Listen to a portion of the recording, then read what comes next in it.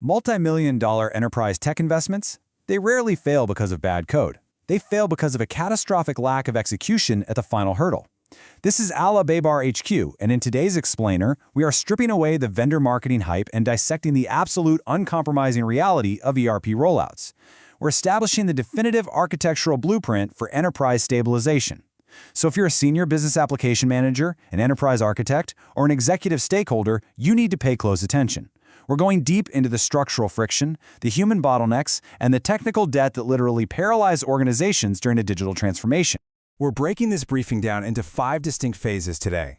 We'll start with the high-stakes ERP reality, move into securing Phase A operational stability, walk through a chronological cutover action plan, dissect the human architecture, and finally, lock in continuous improvement guardrails.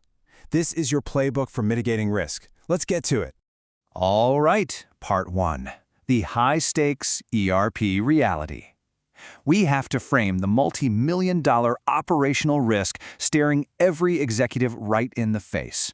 Treating an ERP Go Live as just a simple software event, like flipping a switch, is a systemic failure of leadership. Our Qualia source documentation forces a serious reality check here. They explicitly mandate, and I quote, "Go Live is not a single moment, but a carefully orchestrated transition period requiring meticulous preparation." Think about that. It's not a finish line, it is the first day of your operational life. It requires sustained, exhaustive vigilance. Because look, if you just automate an unengineered, broken manual process, you aren't transforming anything. You're just forcing an inefficiency to fail faster and at a much larger scale. And this brings us to the human element, which dictates a really harsh, catastrophic timeline. If you fail to support your users, here is exactly what happens. In month 2, your frontline users, frustrated by a lack of process understanding, quietly start building shadow IT workarounds in hidden spreadsheets.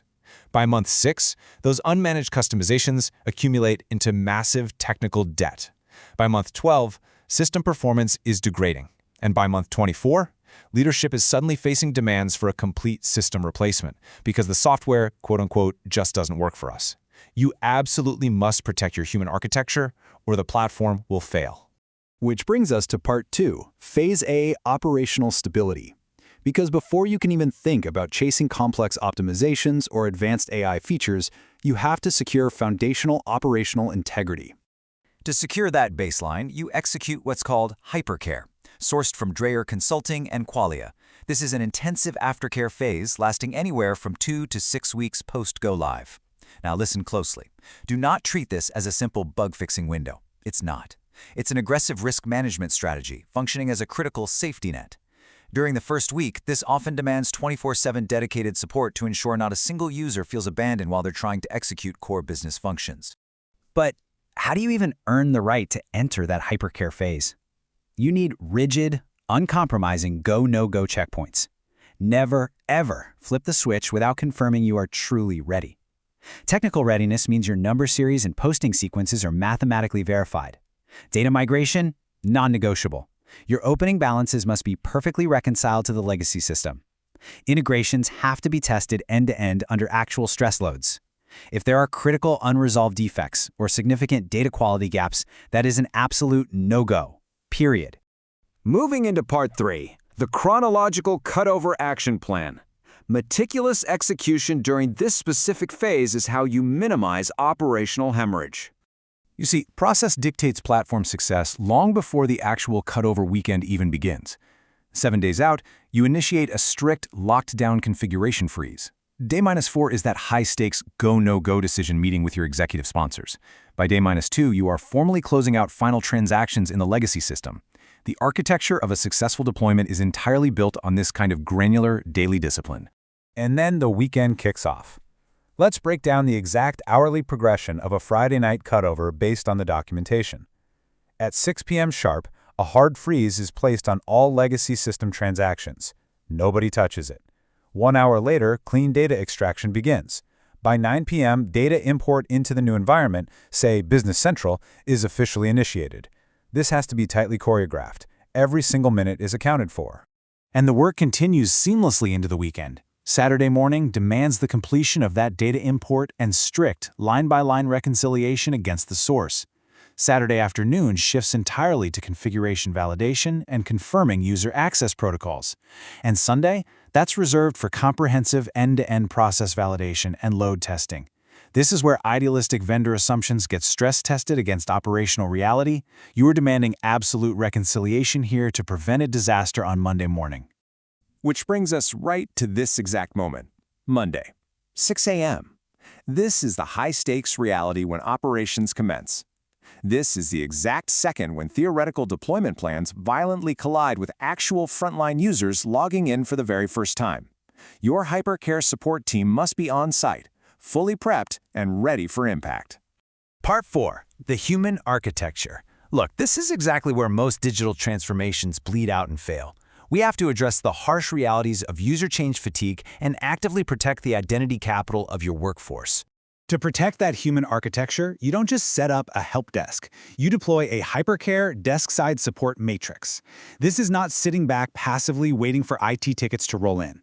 Your support members are actively floor walking. They are providing immediate technical triage. Yes, but more importantly, proactive process coaching. They are literally standing there explaining the why behind the new steps.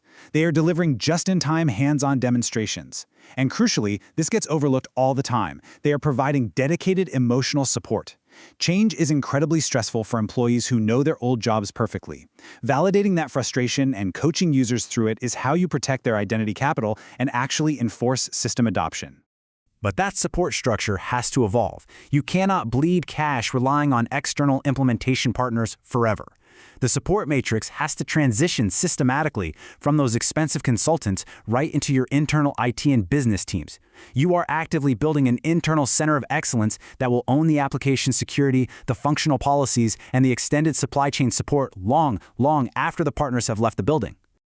Finally, Part 5. Continuous Improvement Guardrails. Transitioning from that initial implementation phase into sustained, long-term value requires incredibly strict guardrails.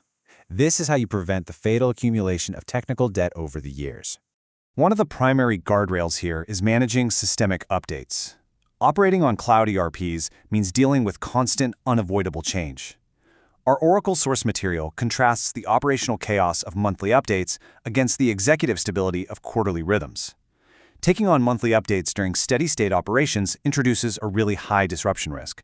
You're just in constant operational flux. You want to shift that to a quarterly cadence.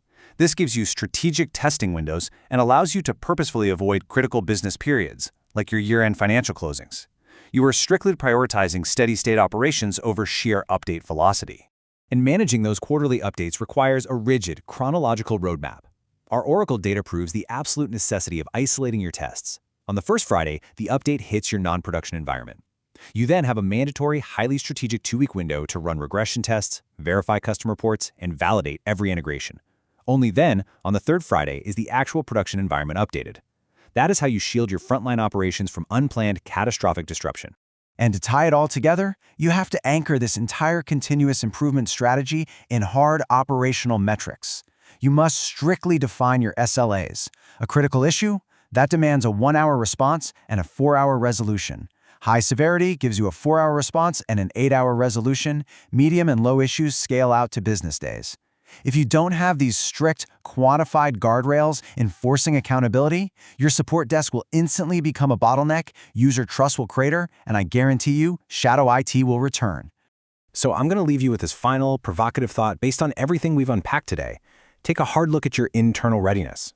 Is your center of excellence actually prepared to enforce process over platform and protect the human architecture of your organization? Or, by neglecting the exact operational blueprints we just broke down today, are you already setting the stage to plan your next multi-million-dollar ERP replacement in 24 months?